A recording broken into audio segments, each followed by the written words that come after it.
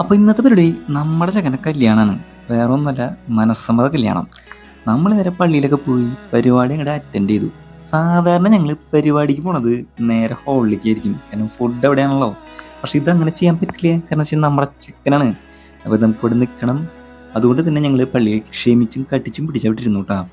കുറേയൊക്കെ കഴിഞ്ഞപ്പോൾ ഞാനൊക്കെ മൂട്ടിക്കൊക്കെ ഊതി നോക്കി, കുറേയൊക്കെ ഒന്ന് എങ്ങനെയുണ്ട് ലുക്കൊക്കെ നോക്കി കുറച്ച് നേരം വെയിറ്റ് ചെയ്തിരുന്നു. അപ്പോഴും പരിപാടി അങ്ങോട്ട് കഴിയണില്ല.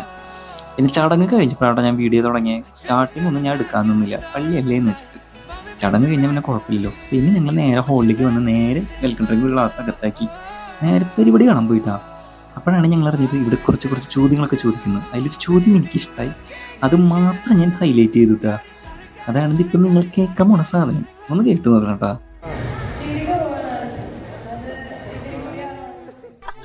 ഈശ്വര, ഇവിടെ ആരില്ലല്ലോ ഇതൊന്ന് പറഞ്ഞു ചിരിക്കാനായി.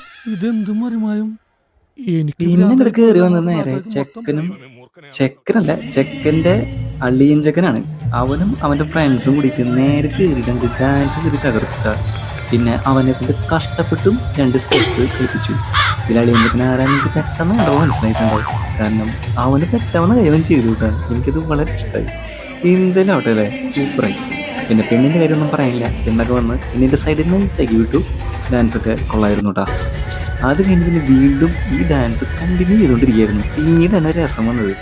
വേറൊന്നല്ല, ഈ ചെക്കനും പെണ്ണിനും ഇറക്കി കളിക്കാനുള്ള പരിപാടി സെറ്റ് ചെയ്ത് കയ്യെ പിടിച്ച് ഇറക്കിയതും പിന്നുണ്ടായത് നിങ്ങൾ കണ്ടോ എന്താണെന്ന് വെച്ച് കഴിഞ്ഞാൽ നല്ല രസമായിരുന്നു. വേറൊന്നല്ല, പാട്ട് നിന്നു, ആകെ ചമ്മിപ്പോയി, അത്രേ ഉള്ളൂ. പിന്നെ വന്ന മുതലാണ് തീ നിൽക്കുന്നത്. തീ നിൽക്കണമെന്ന് പറഞ്ഞാൽ സെൻറ്ററിൽ നിൽക്കണം മുതല മാത്രം നിങ്ങളൊന്ന് വാച്ച് ചെയ്താൽ മതിട്ടാ. അത് കണ്ടു കഴിഞ്ഞാൽ നിങ്ങൾക്ക് ഇഷ്ടമാവില്ല എന്നുള്ളതൊന്നും പറഞ്ഞോളൂ. ഇത് കണ്ടപ്പോൾ എനിക്ക് ഭയങ്കരമായിട്ട് ലൈക്ക് അടിച്ചു.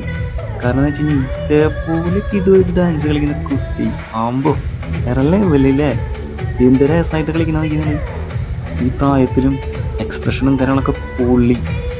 കുറച്ച് നേരം ഞങ്ങൾ ഇതെല്ലാവരും ശ്രദ്ധിച്ചു നോട്ടാ. ക്യാമറമാൻമാർ വരെ ചിരിച്ച് അത്ഭുതത്തോടെ നോക്കിയിട്ടുണ്ടായിരുന്നു.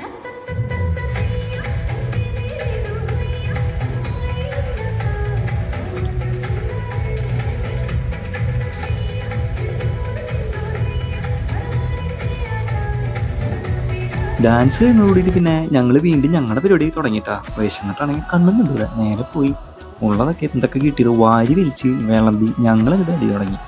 ചിക്കനൊക്കെ ഏറ്റവും ഇഷ്ടമായിട്ടാ. ചിക്കനൊക്കെ നല്ല ടേസ്റ്റ് ആയിരുന്നു, ബാക്കിയുള്ള ഫുഡും കൊള്ളാം, അടിപൊളി. പിന്നെ ഞാൻ നേരെ അതൊന്ന് ഒതുക്കാൻ വേണ്ടിയിട്ട് നേരെ ഒരു ഗ്ലാസ് ജ്യൂസൊക്കെ എടുത്ത് വീണ്ടും കുടിച്ചൊന്ന് സെറ്റായി ഒന്ന് റെസ്റ്റ് ചെയ്ത് ഇരുന്നപ്പോഴേക്കും നേരെ വീട്ടിൽ പോകാമെന്ന് പറഞ്ഞു. പെണ്ണിൻ്റെ വീട്ടിലെത്തി. ഇവരാണെങ്കിൽ കൊന്തയാണെങ്കിൽ ചൊല്ലിയിട്ട് ഇടിക്കുന്നില്ല, ചൊല്ലിയിട്ടല്ല കഴുത്തിൽ ഇടിക്കുന്നില്ല. അപ്പോൾ ഇതിടാത്ത കാരണം ഞാൻ എന്തെന്ന് വെച്ച് കഴിഞ്ഞാൽ ഞാൻ സ്പീഡാക്കി നേരെ അത് വേഗം ഇടിച്ച്. അത് കഴിഞ്ഞ് നേരെ അകത്ത് കയറി പ്രാർത്ഥനയും കാര്യങ്ങളും. പിന്നെ അവർ പറഞ്ഞായിരുന്നു കാപ്പിയും ചായയും തരാമെന്ന്. അപ്പം ഞങ്ങൾ അതിന് വേണ്ടിയിട്ടുള്ള വെയിറ്റിംഗ് ആയിരുന്നു കേട്ടോ. പ്രാർത്ഥന കഴിയുന്നവരെ ഞങ്ങൾ ക്ഷമയോടെ കാത്തിരുന്നു. അങ്ങനെ കുറച്ച് നേരമൊക്കെ ഇരുന്ന് ഞങ്ങൾ പിന്നെ ചൂടും കാര്യങ്ങളൊക്കെ അല്ലേ, അപ്പോൾ നമ്മൾ പതുക്കെ പോയി പുറത്തിരുന്നപ്പോഴേക്കും നേരെ അവർ ചായയും കാപ്പിയും കൊണ്ടുവന്നു. നേരെ അകത്താക്കി ഞങ്ങൾ അതും തിന്ന് അടുത്ത ബായും പറഞ്ഞ് വീട്ടിൽ പോകണ പരിപാടിയായിട്ടാണ്. അപ്പോൾ ഞങ്ങളങ്ങനെ വീട്ടിൽ പോയി. ഓക്കെ ബൈ, അടുത്ത വീഡിയോയിൽ നമുക്ക് വീണ്ടും കാണാം.